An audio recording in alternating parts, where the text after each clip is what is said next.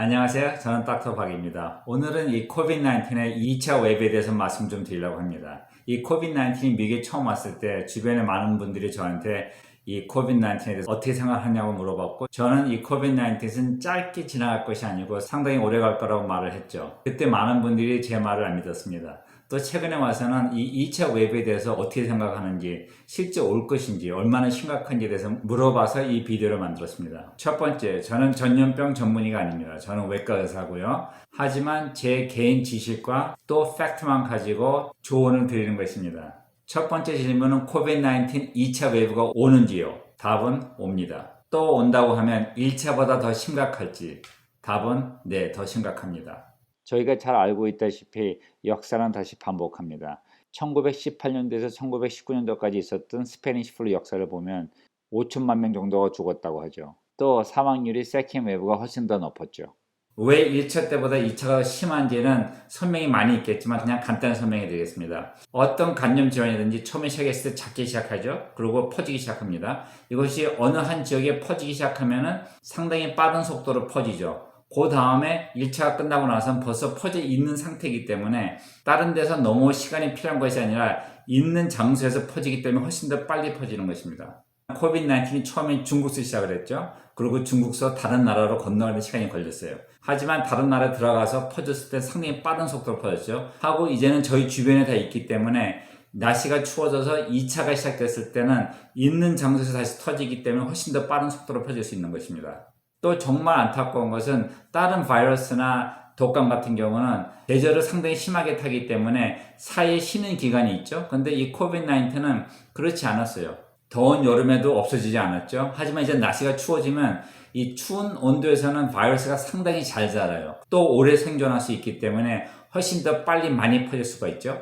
코비드-19 케이스의 데이터를 좀 볼까요? 이 코비드-19 케이스를 볼 때는 총 케이스를 보면 안 됩니다. 약간 좀 혼란스럽죠. 그래서 가장 중요한 것은 이 오른쪽 밑에 있는 데일리 케이스. 하루에 얼마큼 계속 생기는지, 현재 코비드-19이 얼마나 빨리 퍼지는지를 봐야 되죠. 그래서 여기 보면은 전 세계적으로 보면 7월 달에 가장 최악이었을 때 하루에 보면은 한 30만 명 정도가 케이스가 있었죠.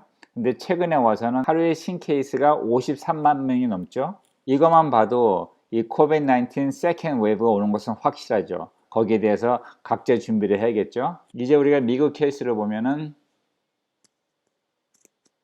7월 달에 최악이었을 때 하루에 한 7만 7천 명 정도가 케이스가 있었죠. 근데 최근에 와서는 상상도 못했지만은 지금은 83만 명이 넘습니다. 이것은 확실하게 세컨 웨이브는 오고 있다는 거고요. 저희가 지금 유럽만 봐도 알겠죠. 처음에도 유럽보다 한 2, 3개월 정도 늦게 왔는데 미국도 지금 확실히 오고 있고 유럽처럼 또다시 이 혼란 속에 빠질 것입니다. 그래서 항상 최악을 생각하고 준비를 해야겠습니다. 전 세계적으로 매일 발생하는 케이스를 보면 세컨 웨이브는 벌써 왔다고 볼 수 있습니다. 또 실제 미국에서 발생하는 케이스를 봐도 이 세컨 웨이브는 벌써 왔거나 곧 온다고 봅니다. 또 매일 사망하는 케이스를 저희가 봐야겠죠. 또 일부 사람들은 이 코로나 바이러스가 전체적으로 봤을 때 그렇게 사망률이 높거나 부작용이 높지 않다고 생각합니다. 하지만 다른 바이러스랑 우리가 비교해 봤을 때 사망률은 상당히 높고 또 저희가 상상도 못했던 많은 부작용이 있습니다. 두 번째 질문은 코비드-19이 아주 위험한 질환입니까? 네, 맞습니다. 다른 박테리아나 바이러스처럼 일반 그냥 전염병 질환이 아니라 우리 모든 장기를 공격한다는 거죠.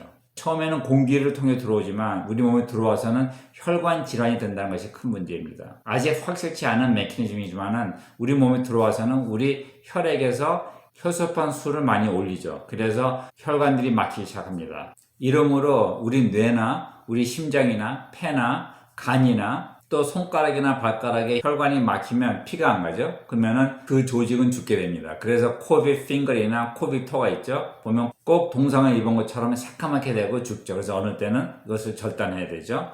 똑같이 우리 뇌나 또 아니면 우리 다른 장기들의 혈액순환이 안 가게 되고 이것이 오래 가게 되게 되면 이 장기가 더 이상 회복할 수 없는 단계에 빠지게 되고 사람은 그것 통해서 죽게 됩니다. 아니면 생존을 한다 하더라도 그 후에 상당히 고통스러운 후유증이 있죠. 또 사망 자체가 상당히 고통스럽습니다. 세 번째 질문은 효과적인 치료제가 있느냐입니다. 제 개인적인 생각에는 있다고 믿습니다. 하지만은 가장 중요한 것은 조기 치료이죠.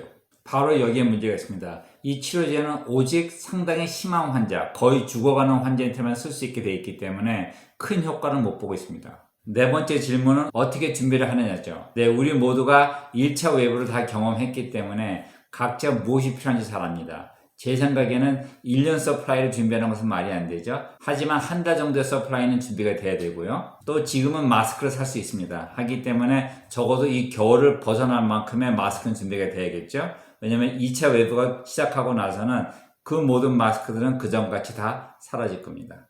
또 현금 여유가 좀 있으면 그 현금을 쓰지 마시고 잘 보관하고 계세요. 네, 저는 제 가족의 안정에 대해서는 그 누구의 말도 듣지 않습니다. 저가 개인적으로 직접 확인하고 고민 후에 결정하고 최대한 준비하면서 하나님의 도움을 빕니다. May God bless you and keep you safe.